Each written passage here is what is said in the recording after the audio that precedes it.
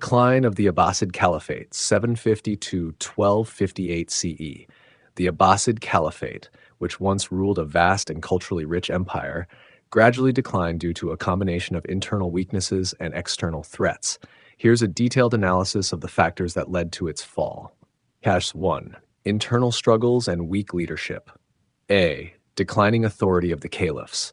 The early Abbasid rulers, like Harun al-Rashid, 786 to 809 CE, and al-Mamun, 813 to 833 CE, were powerful and centralized their authority. However, after the 9th century, the caliphs became weak and depended on military commanders and bureaucrats. Many later caliphs were mere figureheads, controlled by powerful viziers, palace officials, or military leaders. B. Succession crises and civil wars. Disputes over succession led to multiple civil wars. The Fourth Fitna, 809 to 827 CE, a major civil war between Harun al-Rashid's sons, al-Amin and al-Mamun, weakened the empire. In the 10th and 11th centuries, rival factions within the caliphate, including Turkish generals and Persian viziers, frequently fought for control. These conflicts drained resources and reduced the ability of the central government to maintain order. Rise of regional dynasties. As the Abbasid Empire expanded, it became increasingly difficult to control distant provinces. Many governors gained autonomy and eventually declared independence. A. Spain, Umayyads. After the Abbasid overthrow of the Umayyad dynasty in 750 CE, a surviving Umayyad prince, Abd al-Rahman Fert, escaped to Al-Andalus, Spain.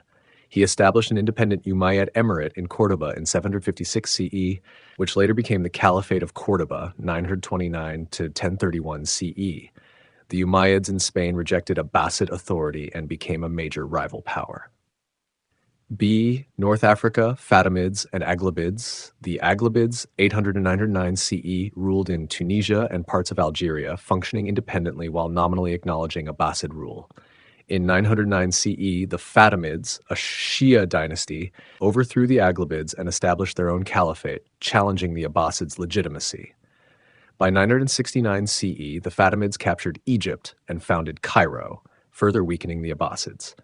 C. Persia and Central Asia, Buyids and Samanids. The Samanids, 819 to 999 CE, ruled over Persia and Central Asia, but largely acted independently. In 945 CE, the Buyids, a Persian Shia dynasty, seized control of Baghdad and reduced the Abbasid caliph to a figurehead. The Buyids ruled as de facto rulers while allowing the Abbasid caliph to remain as a symbolic leader. D. The Seljuk Turks, 11th century. The Seljuk Turks, a Sunni Muslim group, defeated the Buyids in 1055 CE and took control of Baghdad. The Seljuk Sultan became the true ruler, while the Abbasid caliphs retained only religious authority. Seljuk rule marked a partial revival of Sunni power, but it further diminished Abbasid independence. Military dependence and loss of control. A. Use of slave soldiers, Mamluks. The Abbasids heavily relied on Mamluks, enslaved soldiers of Turkic and Central Asian origin. These soldiers gained too much power, frequently overthrew their rulers, and manipulated the caliphs. The Mamluks would later take control of Egypt and rule independently. Hark B. The Crusades, 1096 to 1291 CE. The Abbasids struggled against the European Crusaders, who established Christian states in the Levant, Syria, and Palestine. While the Abbasids were nominally the leaders of the Muslim world, actual resistance to the Crusaders was led by regional powers like the Seljuks, the Zengids under Imad al-Din Zengi, Salah al-Din Saladin, and the Ayyubids. The Abbasids played little direct role in repelling the Crusaders, highlighting their military weakness. Economic decline and mismanagement. A. Heavy taxation and corruption. The Abbasid government became increasingly corrupt, with officials demanding heavy taxes. Peasants and merchants suffered under high taxation, leading to economic stagnation and revolts. The landowning elite, including governors, withheld revenues from the central government, further weakening Abbasid finances. Decline of Baghdad's trade dominance. Baghdad was once the center of global trade, but by the 10th century, economic activity shifted to Cairo and Cordoba.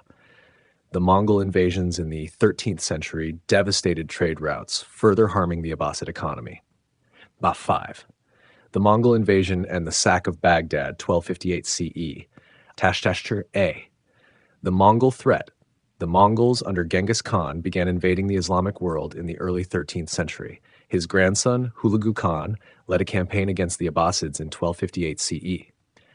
B. The destruction of Baghdad. In February 1258, Mongol forces besieged and captured Baghdad. The last Abbasid caliph in Baghdad, al-Mustasim, refused to surrender, leading to the complete destruction of Baghdad. The massacre of hundreds of thousands of people. The burning of the House of Wisdom, resulting in the loss of centuries of knowledge. Al-Mustasim was executed, and the Abbasid rule in Baghdad came to an end. Nanar 6. The surviving Abbasids in Cairo, 1261 to 1517. A. Abbasid caliphs under the Mamluks. In 1261 CE, the Mamluks in Egypt re-established the Abbasid Caliphate in Cairo. These Abbasid caliphs had no real power and served only as religious figureheads under the Mamluks. B. The Ottoman takeover. In 1517 CE, the Ottoman Empire under Sultan Selim Thirst conquered Egypt and ended the Abbasid line. The last Abbasid caliph in Cairo, al-Mutawakkil III, was forced to transfer authority to Ottoman sultans, marking the final end of the Abbasid era. If you enjoyed this video and found it valuable, consider supporting the channel by liking, subscribing, and leaving a comment. Your engagement helps us create more content like this. You can also contribute by sharing this video with others or supporting us financially. Links are in the description. Every bit of support helps keep this channel going.